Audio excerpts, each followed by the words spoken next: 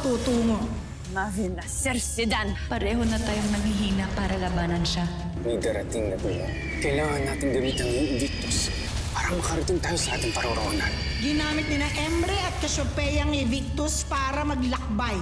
Bumalik ka ng Devas, Arde. Harangin mo kung ano man ang kanilang gagawin. Bakit may mga itim na refre? Tanda ito na isang masamang pangitain. Tila may hindi maganda mangyayari sa Pero. Kaya mo samahan ko si Ibarra, Hara. Ano man ang mangyari doon, madali ko siyang may pupuslit papasok na palabas. Rama, mukhang nahuli tayo. Di akong ginamit ni Hagor ng kanyang mga brilyante upang masirang pananggalan niya sa Pero.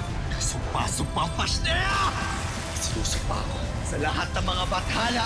Pagbabayarin ko si Hagor sa lahat ng kawalang hiyan na ginawa niya.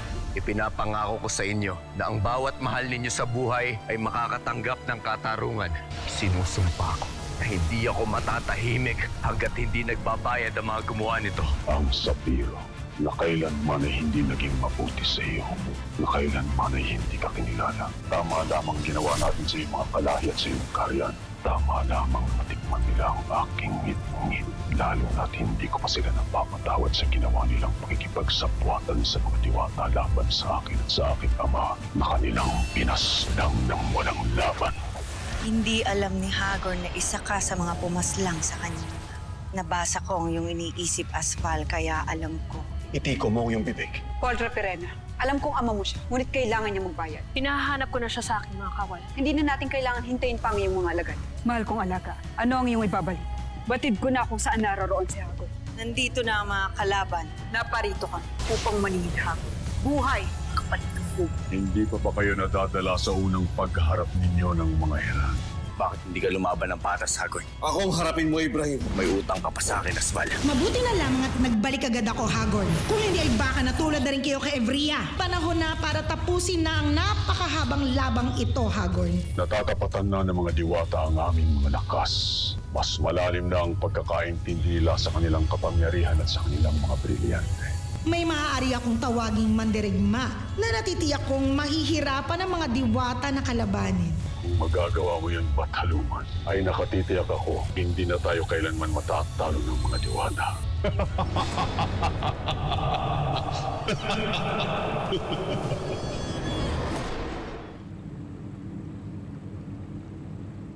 Hindi ganun kalakas sa mga Etherian. Kung hindi dumating si Ethel.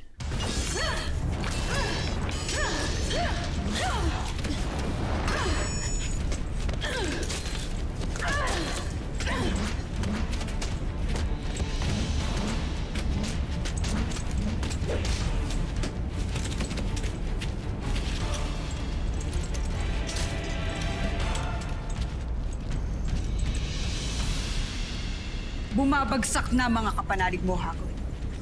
Kaya matakot ka na.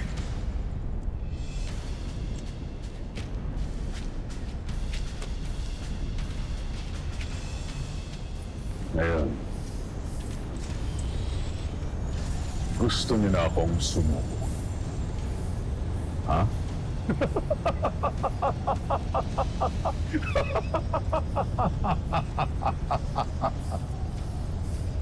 Nagkakamali kayo.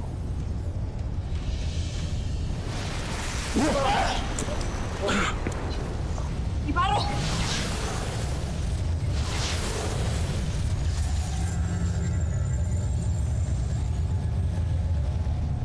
Natapatan lamang natin ang kanilang lakas, Perena. Dadaan lamang natin sila sa tao. Tama si Ram Ibrahim. Kailangan aminin natin malakas talagang ating mga kalaban. Hindi dapat natin sila minamaliit. Dahil yun ang magiging dahilan upang tayo ay matalo. Kung gayon ay aalis na agad ako upang sunduin ko siya. At sa aming pagbabalik, batid kong tunay na masisimdak ang mga diwata. Mahal na hari, ano ang ibinulong sa inyo ng mahal na Bathaluman? Sino ang makakatuwang natin laban sa mga diwata? Huwag kayong malunod sa pananabik. Malalaman niyo rin.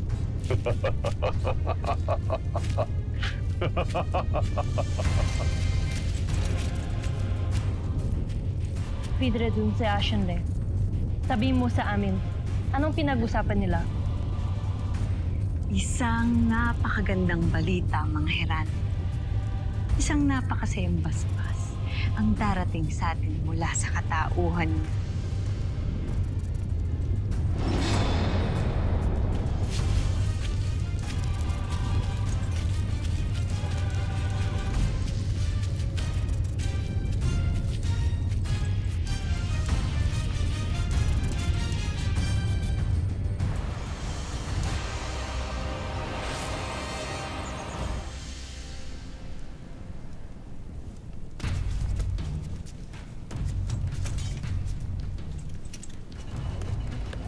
Sala ko, Rama. Ako lang po to. May dala po akong pagkain para sa inyo.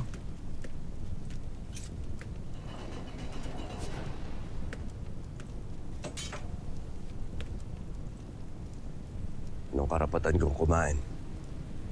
Gayong ang aking anak at ang aking mga kawal hindi na makakain sa kabilang buhay. Kailangan niyo pong kumain para lumakas po kayo. Papaw, may tatanong ko sa'yo. Ano po yun? Doon sa isla kung saan natagpuan ni Cassiopeia ang bangkay ng aking anak at ni Mira. Gumawa ba ng paraan si Cassiopeia upang ibalik ang buhay ng aking anak? Lalo pat may kapangyarihan siyang ganito dahil minsan niya na akong binuhay.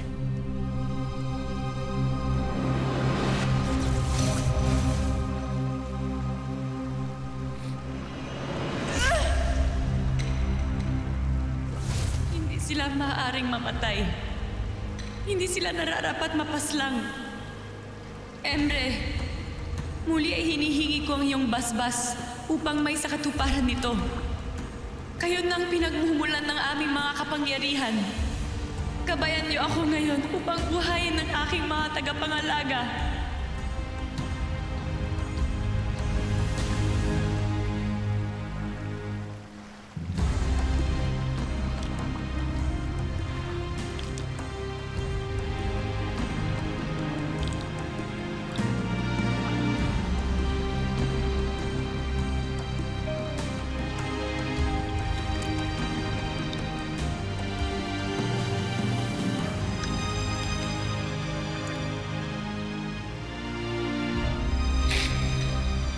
Magagawang buhayin sila ng Cassiopeia, Lolo Imaw? Oo, Pau-Pau. Dahil habang nagtatagal ang buhay ng isang diwatang pinagmana, ay lalong nadaragdagan ang kanyang kapangyarihan at lakas. Kaya oo, isa ito sa kapangyarihang taglay ni Cassiopeia. At kung babasbasan ito ni Emre, tiyak akong walang dahilan para hindi siya magtagumpay.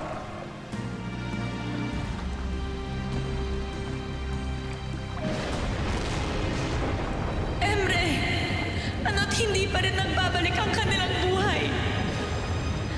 Bakit tila hindi mo ako binibigyan ng iyong basbas? Emre! Sagutin mo ako! Ano't walang magawa ang aking kapangyarihan para sa kanila?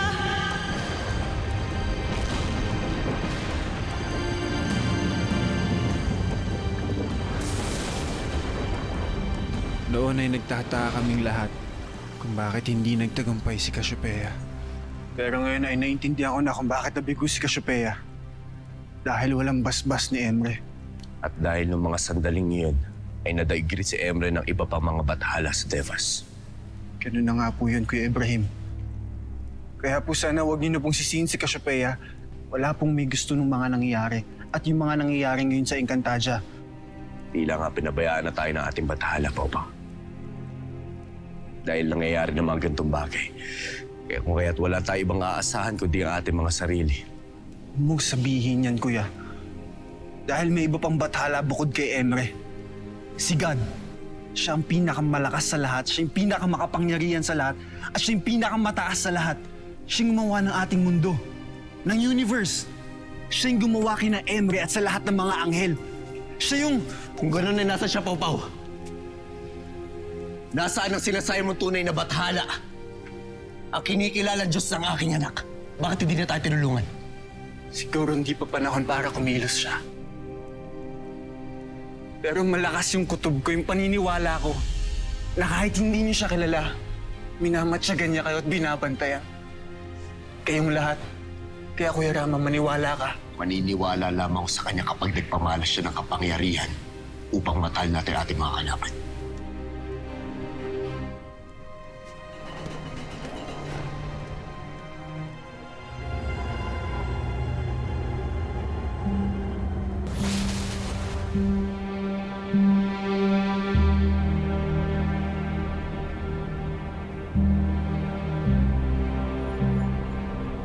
lalabi sa ating pansamantalang lunas.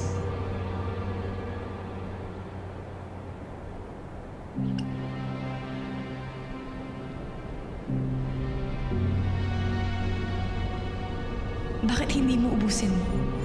Cassiopeia, mas kailangan mo to.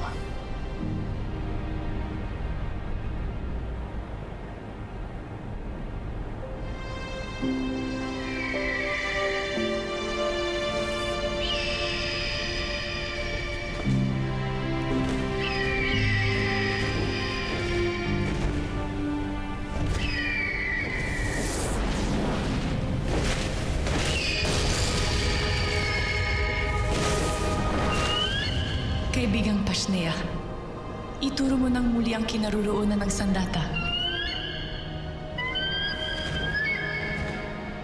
Nasa gitna daw ng balasir. Ang sandata ni Halia.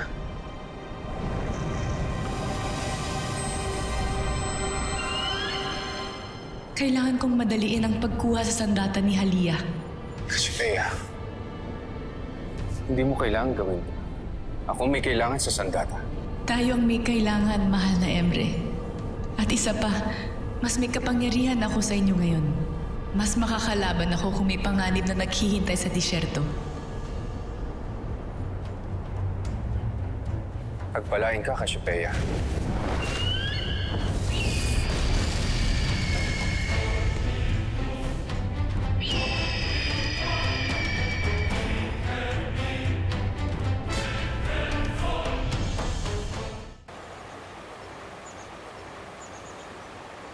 Ano ang kailangan ng ating panauhin?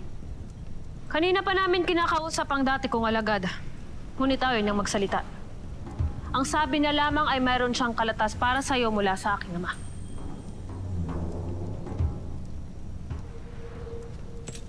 Sheda.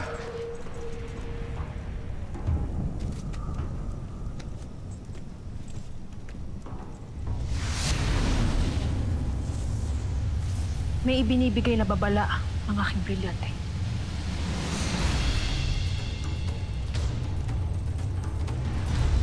Ipapasabog ang liham! Anay na! Alexander Reyna! Lia!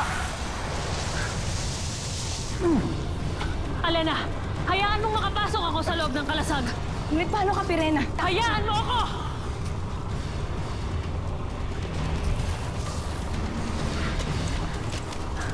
Alena, palabasan mo si Moros! Umalis ka na!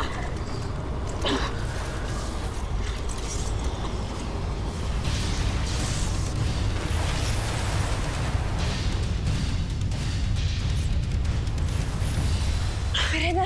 Pirena! Pashnea, nais talaga ng aking ama na magkaroon ng bagong digmaan. Pirena, hindi natapos yun.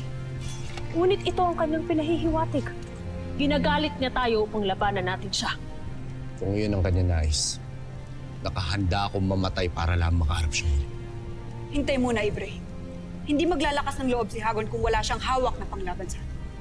Lalo't muntik na siyang madaig nitong huling pagtutuos. Si Ether ang kanyang panlaban, Hara. May pakiramdam ako na hindi lamang yung si Ether. May iba pa. At kung ano man at sino man yun, may tiwala si Hagon na madadaig tayo. Kaya lalo niya tayong ginagamit ngayon.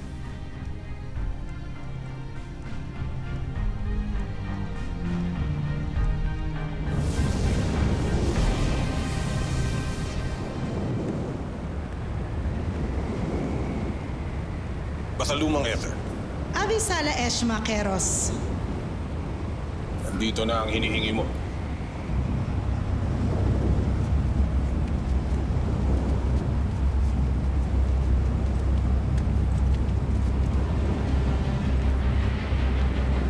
Tunay na nalulugod ako sa handog mo.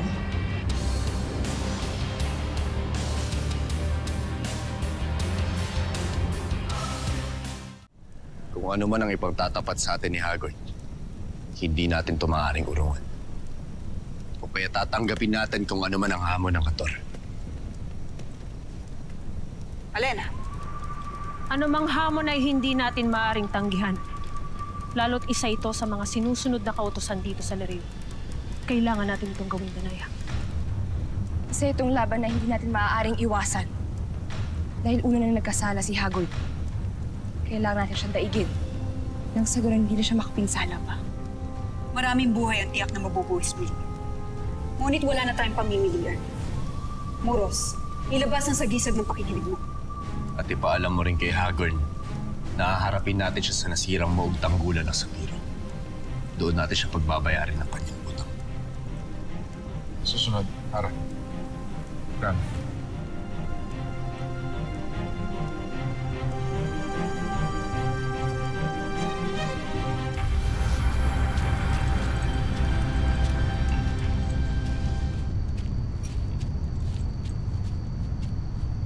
Mukhang tinanggap na ng mga diwata ang hamon ng iyong ama. Mainam. Ano bang pinagbubulungan niyo nito lang? Anong gagamitin niya laban sa mga diwata? Hindi mo na kailangan malaman pa.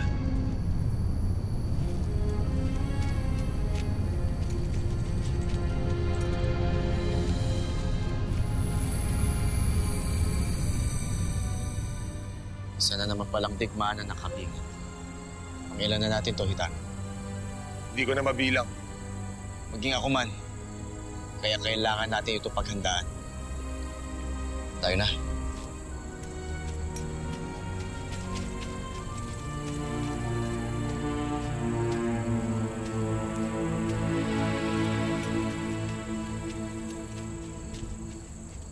Isang kalokohan na makisama pa tayo sa digmaan. Bumalik na lamang tayo sa Punchapoy. Hindi ko maaaring iwanan si Ariana at si Perena.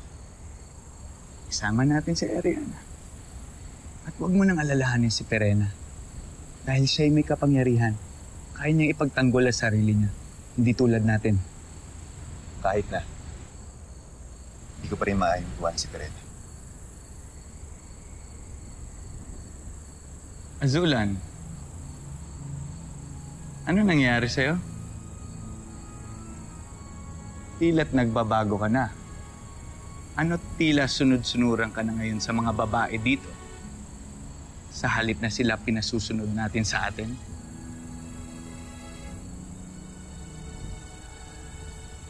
Hindi ko alam.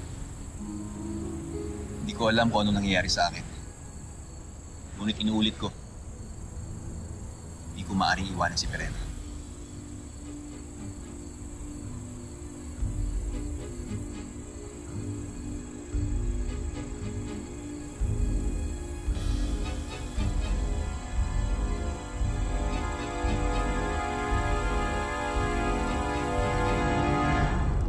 Natanggap na ng mga diwata ang ating pasabi at nagbigay na sila ng hudyat na sila ilalaban. Mabuti naman. Ihanda niyo na ang inyong mga hukbo. Ngunit mahal na hari, wala pa si Bathalumang Ether. Huwag kayong mag-alala. Darating siya. Dala ang kanyang ipinangak. Kaya tinuulit ko sa inyo, ihanda niyo na ang inyong mga hukbo. Masusunod, mahal na hari.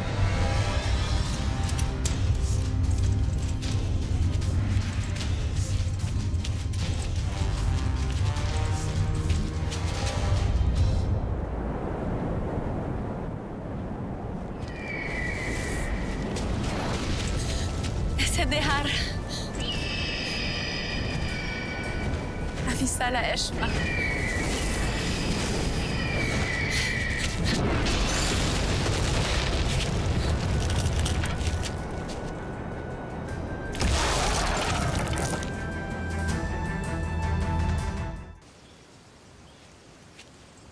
Dilasari.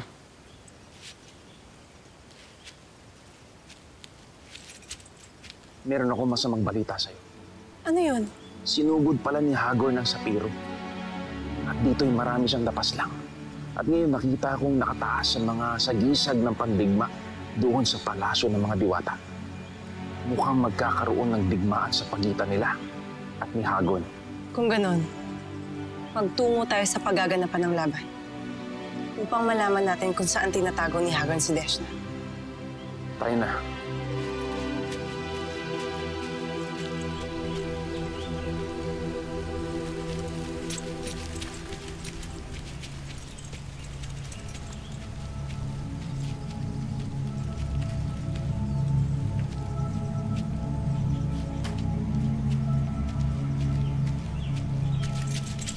Hindi ka maaaring umalis sa ating kuta.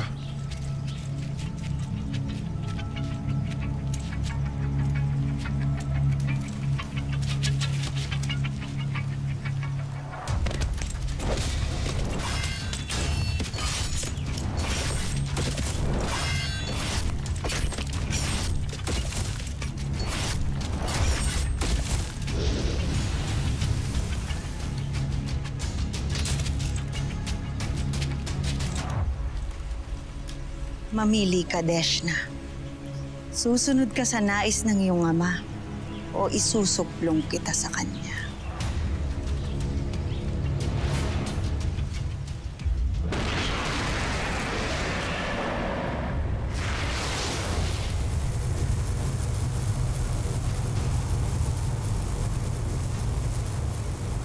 Sino ang engkantadang yan?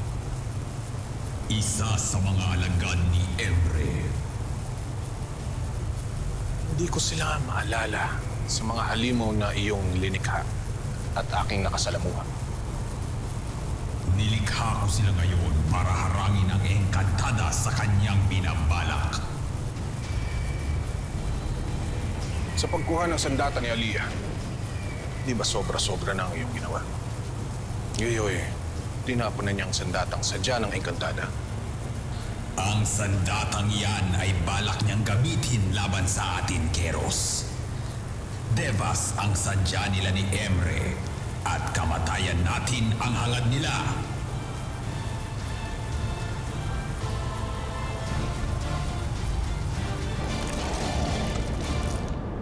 Lubayan niyo ako, mga Pashnea. Pabayaan niyo akong makuha ang sandata ni Halia. Hindi ko man kilala kung anong nilalang kayo. Ngunit ang gagawin ko ay para rin sa inyo. Para ito sa buong Encantadia at sa kapayapaan na inaasam nating lahat.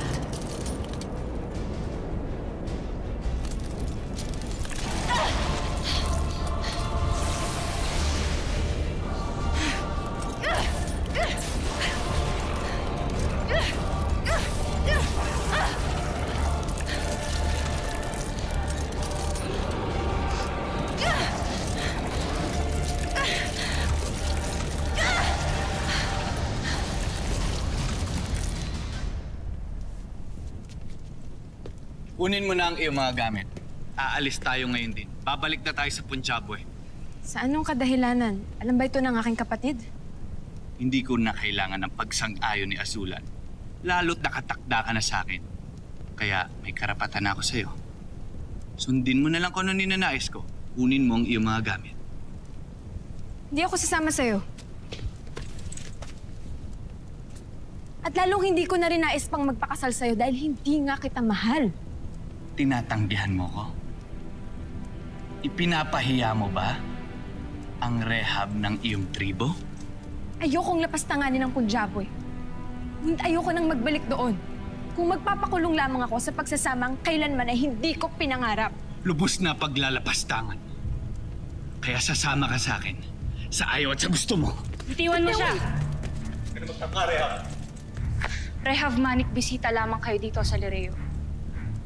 Igagalang mo ang kanyang pasya kung ayaw mong pumagitna sa inyo ang mga kawal na ito. Halika na, Ariana.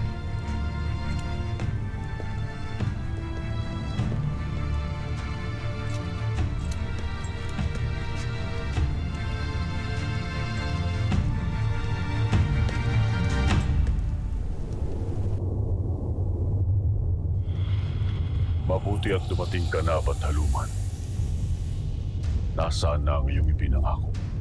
Narito na siya, Hagorn. Pagmasdan mo ang iyong bagong Mashna.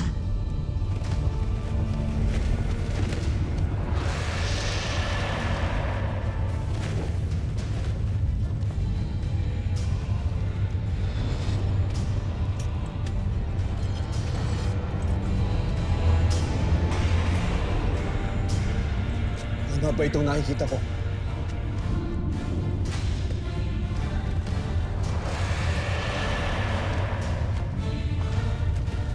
Isang kalugod-lugod na handog, Bathaluman.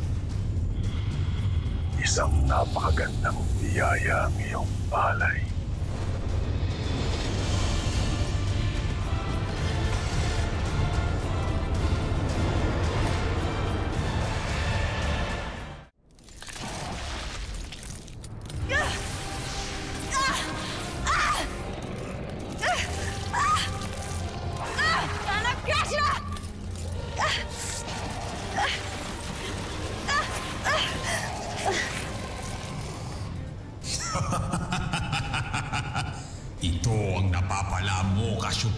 sa iyong pakikialam. Ngayon ay mamamatay ka na sa kagat ng aking mga pasneya.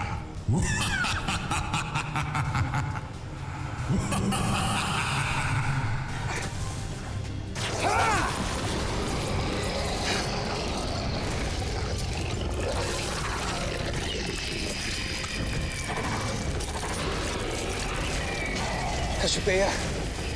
Cassiopeia, gumising ka! Cassiopeia, labanan mo ang kamatayan! Cassiopeia!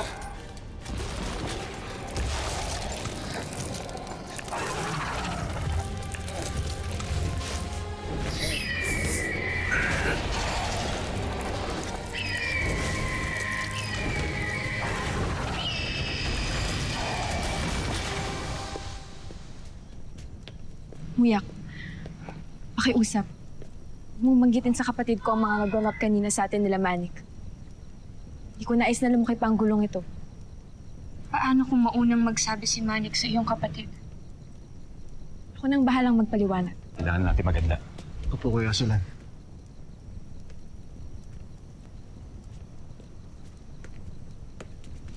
Ariana, mabutit narito ka.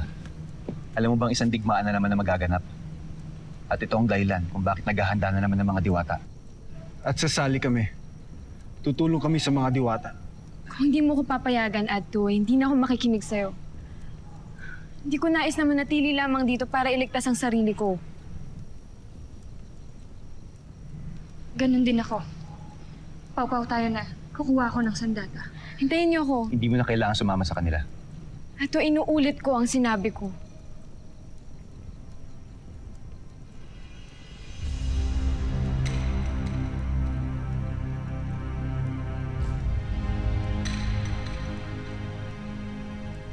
Iyakin mo lang na hindi ka lang pagtatanggol ng sandatang yan.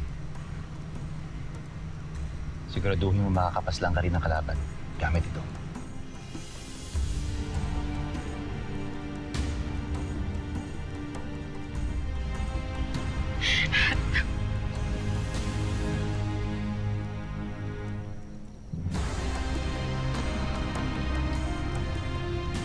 Tayo na. Maganda na tayo.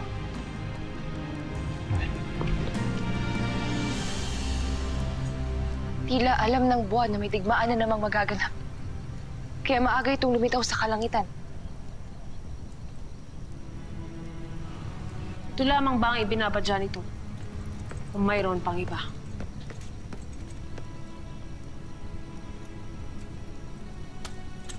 Handa na ang ukbo, mga kamahalan. Kung ano man ang ibig-ibigay na babala ng mga buwan, wala na tayong pamimilian pa. Kaya tayo na.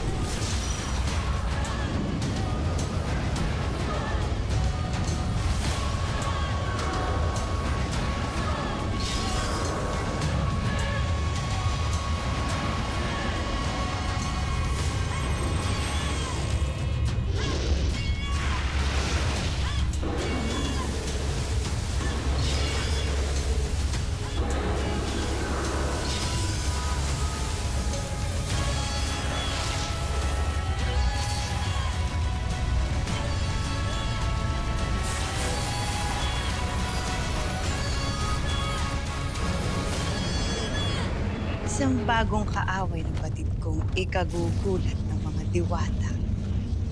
Isang napakasayang araw para sa paipagdigma. Humanda kayo sa ating nalalapit na tagumpay.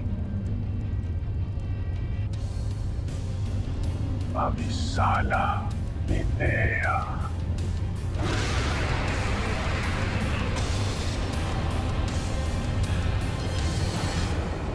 Diyan ko nakita pumasok ang mga Eterian na kaahib ni Hagor. Sa wakas, makikita ko na si Deshna. Hindi talaga papipigil si Emre kahit panalagay na sa peligro ang kanyang alagad. Napakagandang handog pathalungan. Wala si Hagorn sa kanilang hanay. Ngunit may bago silang kasama. Sino ang bagong kaanib ni Hagorn? Panahon na para makilala kanila, Masna.